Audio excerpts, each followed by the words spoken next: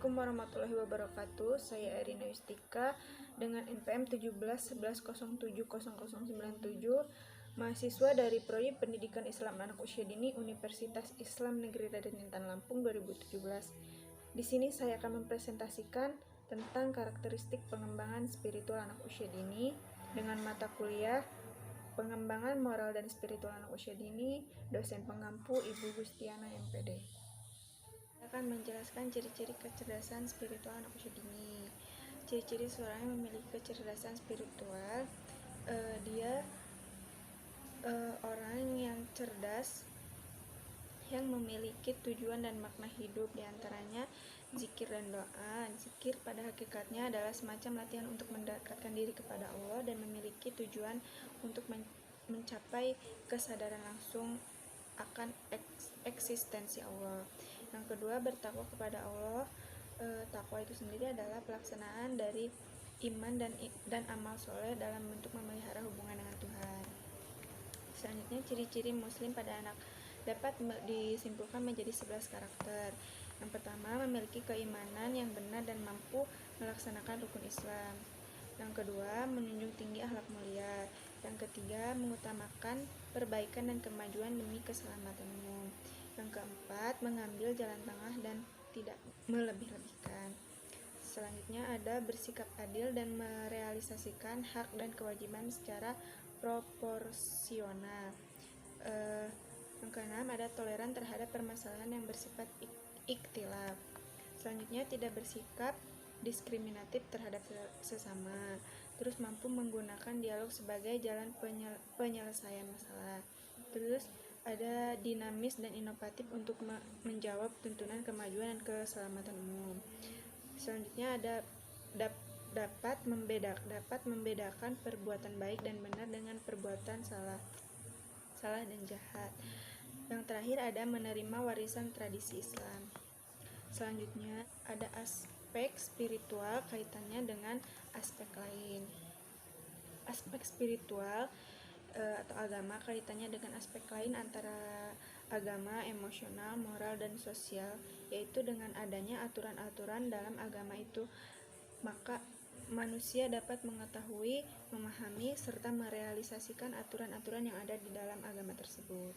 Dengan adanya aturan-aturan yang ada dalam agama itu, manusia dapat mengendalikan emosinya, dan selain itu manusia juga harus memiliki kemampuan dan strategi untuk mengatur emosinya. Dengan adanya aturan-aturan itu, manusia bisa membedakan yang baik dan buruk. Di samping itu, dengan kita memahami agama itu, kita dapat bekerja sama atau bersosialisasi antara sesama manusia. Selanjutnya ada karakteristik pengembangan spiritual anak usia dini. Penanaman nilai-nilai keagamaan menyangkut konsep tentang ketuhanan, ritual ibadah, dan nilai moral yang berlangsung semenjak usia dini. Akan mampu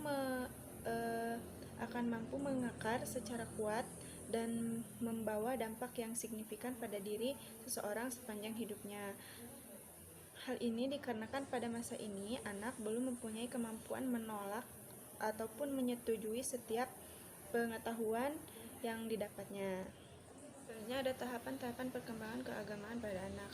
Yang pertama, pada masa anak-anak, sikap keagamaan reseptif meskipun banyak bertanya, pandangan ketuhanan yang dipersonifikasikan, penghayatan secara rohani masih belum dalam. Yang kedua ada masa anak sekolah. Sikap keagamaan pada masa anak sekolah ini bersifat reseptif dan disertai pengertian. Pandangan ketuhanan diterangkan secara rasional, penghayatan secara rohaniah makin mendalam. Lalu di sini ada hubungan antara pembentukan karakter dengan kecerdasan spiritual. Di dalam kehidupan sosial, tentunya akan berkaitan erat hubungannya dengan karakter seseorang. Karena di dalam aspek sosial terdapat berbagai hubungan yang saling berkaitan. Dalam hal ini bisa berupa dengan psikologi lingkungan seseorang maupun hubungan psikologi sosial orang tersebut dengan orang lain maupun orang yang ada di sekelilingnya. Salah satu contoh yang paling bisa kita kaitkan adalah antara pembentukan karakter seseorang, di mana karakter akan mempengaruhi kecerdasan sosial di dalam masyarakat. Misalnya saja, seorang anak yang memiliki kemampuan berkomunikasi dengan baik di masyarakat atau memiliki cara yang tepat untuk berinteraksi dengan orang yang ada di sekelilingnya, di mana dalam pembentukan karakter tersebut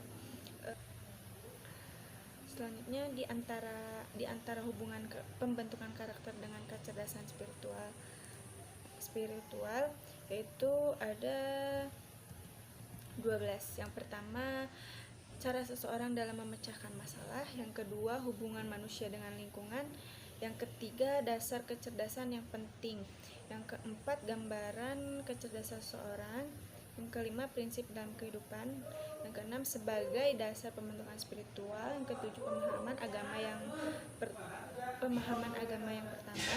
Yang kedelapan, ada dasar pemahaman kehidupan. 9, mudah dalam menjalani kehidupan. Yang ke-10, pelajaran dalam sikap beragama. 11, memiliki manfaat di dalam kehidupan sosial. Yang terakhir ada menjadi individu yang pemimpin. Baiklah, sekian presentasi dari saya. Kesimpulannya yaitu pengembangan spiritual anak usia dini adalah proses atau tahapan yang dilakukan anak untuk menumbuhkan keyakinan, mempercayai adanya ketuhanan atau keberadaan Tuhan untuk melaksanakan ibadahnya sesuai agama yang dianutnya, hubungan antara manusia dengan Tuhannya, serta hubungan manusia dengan manusia. Aspek spiritual kaitannya dengan aspek lain yaitu aspek spiritual dan religius, serta spiritual dan psikologis humanistik.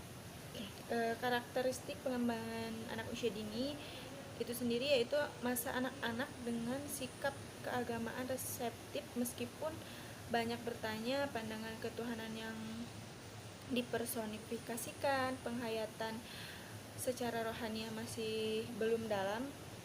Pada masa anak sekolah, sikap keagamaan bersifat reseptif dan disertai pengertian pandangan ketuhanan diterangkan secara rasional, penghayatan secara rohaniah makin mendalam. Lalu hubungan pembentukan karakter dengan kecerdasan spiritual diantaranya yaitu cara seseorang dalam memecahkan masalah, hubungan manusia dan dengan lingkungan, dasar kecerdasan yang penting, gambaran kecerdasan seseorang, prinsip di dalam kehidupan sebagai dasar pembentukan spiritual, pemahaman agama. Yang pertama, dasar pemahaman kehidupan. Baiklah, sekian presentasi dari saya, kurang dan lebihnya saya mohon maaf. Pada Allah saya mohon maaf ampun. Wassalamualaikum warahmatullahi wabarakatuh.